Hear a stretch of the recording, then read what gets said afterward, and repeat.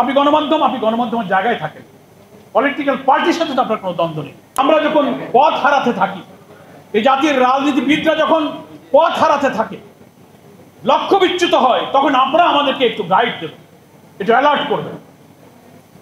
আপনাদেরকে বলা হচ্ছে ব্যারোমিটার অফ দ্য সিভিলাইজেশন, সভ্যতার ব্যারোমিটার। আপনারা ডাকবেন, বলবেন, মত বিনিময় করবেন।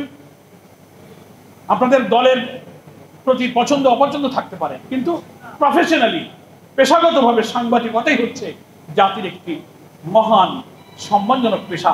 জাতিকে পথ নির্দেশনা, দিক নির্দেশনা দেওয়া, গণতন্ত্রের বিকাশের পথে মুক্ত গণমাধ্যমের স্বাধীনতা, শক্তিকে বৃদ্ধি করার জন্য এটা খেয়াল রাখতে হবে।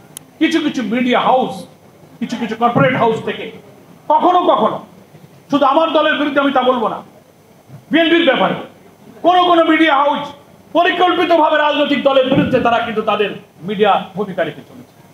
একটা কথাকে এমন ভাবে পরিবেশন করছেন জাতির মধ্যে কনফিউশন তৈরি করছে। কেন? আপনি গণমাধ্যমের জায়গায় থাকেন, পলিটিক্যাল পার্টির সাথে তো আপনার কোনো দ্বন্দ্ব নেই।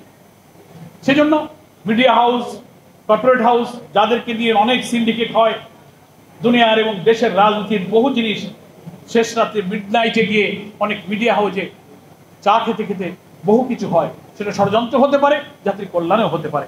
কিন্তু এই জায়গাটায় যারা পত্রিকার মালিকানায় থাকবেন, সম্পাদকের দায়িত্বে থাকবেন, সিনিয়র রিপোর্টার থাকবেন, ডেস্কে থাকবেন, আমি মনে করি আসুন দল মত রাজনৈতিক আদর্শের ঊর্ধ্বে উঠে দেশ হোক আমাদের জন্য আসল টার্গেট।